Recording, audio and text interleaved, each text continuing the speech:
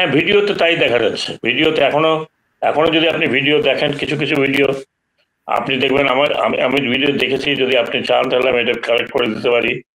লুঙ্গি পরে, হেলমেট পরে, রাইফেল নিয়ে, লুঙ্গি পরে, হেলমেট পরে, এই রাইফেল নিয়ে, চেহারা দেখা যাচ্ছে না, তারা পুলিশের সাথে হেঁটে যাচ্ছে, তারা পুলিশের সাথে।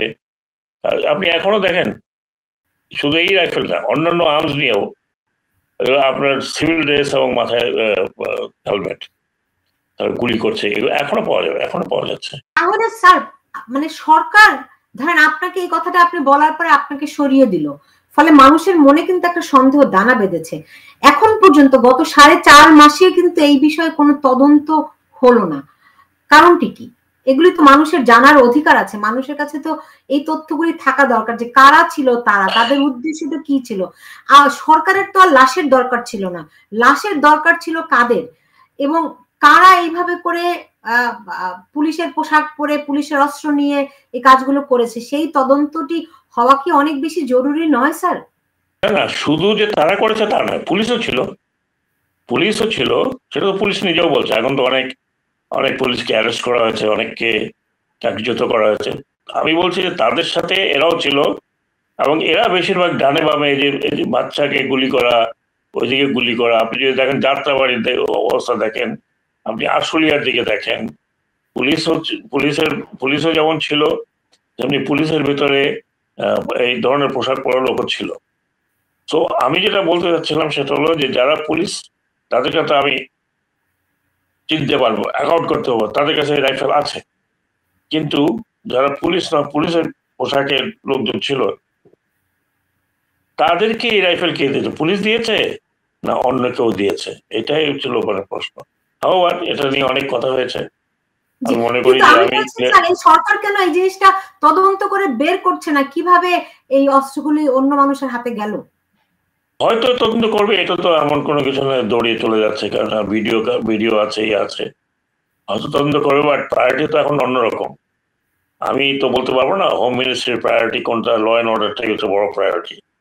নিশ্চয়ই এটা তদন্ত হয়তো হচ্ছে, অথবা আমরা পাবলিকলি জানি না, হয়তো হবে, কারণ এটা তো একটা বড় ইস্যু আমি মনে করি।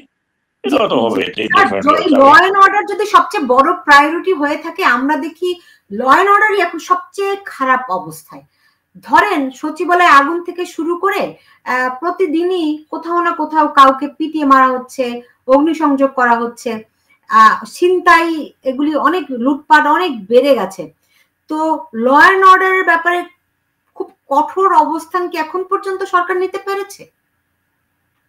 এটা তো আমি মনে করি হোম অ্যাডভাইজারকে জিজ্ঞেস করতে হবে। নিশ্চয়ই আমি মনে করি সরকারের অংশ স্যার, এবং অত্যন্ত প্রভাবশালী। হ্যাঁ, শোনেন, হোম মিনিস্ট্রি বা স্বরাষ্ট্র মন্ত্রণালয় তো আমি প্রায় দেখছি যে তারা বিভিন্ন মিটিং টিটিং করছেন। একটাতে আমিও 2-1 বার গিয়েছি, আমরাও সাজেশন দিয়েছি। তো নিশ্চয়ই, কিন্তু এখানে একটা জিনিস বুঝতে হবে কি, যেটা আমি মনে করি, আমার একটা ব্যক্তিগত মতামত, যে পুলিশের যে ভূমিকাটা ছিল 4-6 মাস আগে, সেখান থেকে এরকম একটা অবস্থান হয়েছে, এবং তারা, সেটা যেই হোক, যেই ইউনিফর্মে থাকুক, তার ভিতরে একটা মনস্তাত্ত্বিক কি বলবো যে রিয়াকশন হয়, মনস্তাত্ত্বিক রিয়াকশন হয়, যে আমি এগুলো করেছি, আমাকে পাবলিক কিভাবে আমাকে নেয়, আমি এগুলো করেছি, পাবলিক সে আগের মতো করে নেবে কিনা, না আমার আমার বিরুদ্ধে আছে, একটু ভয় ভীতি কিন্তু আছে।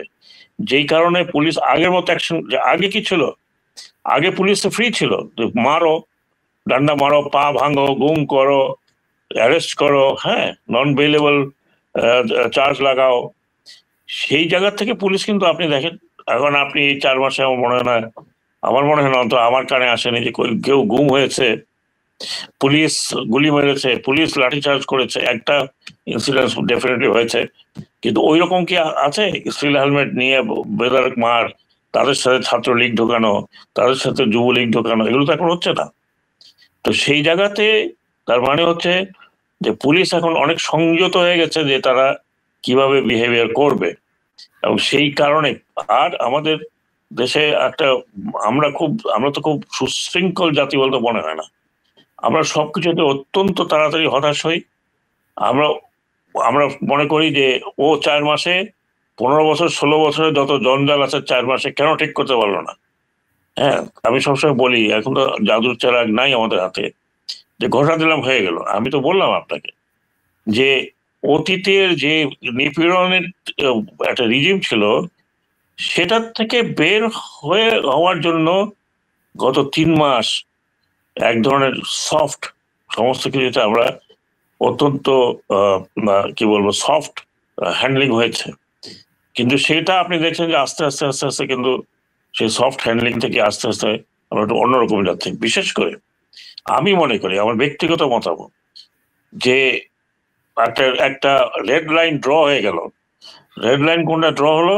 যে এরকম সচিবালয়ে আগুন লাগানো বা আগুন লেগেছে যেভাবে, যেই কারণেই হোক সেটা যখন বের হবে যে অ্যাক্সিডেন্টাল হলেও আমাদের অনেকগুলো করণীয় ল্যাপস হয়েছে অনেক, সেগুলো করণীয়, সেগুলোকে ঠিক করা। আর যদি অন্য কোনো কিছু হয়ে থাকে তাহলে সেটার বিরুদ্ধে একটা অ্যাকশন, বড় ধরনের একটা অ্যাকশন তো যেতেই হবে। এখন দেখেন এর মধ্যে আবার নানা যে বের হয় তারই একটা বিশাল দাবি, এবং এই দাবি এমনই দাবি দাবি দাবি মাঝে মধ্যে আবদার হয়ে যায়, মানে স্ট্রং আবদার যে এটা করে দিতে হবে, এটা করতে হবে, এটা না করলে এই হবে, এটা না করলে ওই হবে। তো সেই জায়গাটা আমি মনে করি একটু কঠিন ভাবে আমাদের দাঁড়ানো উচিত।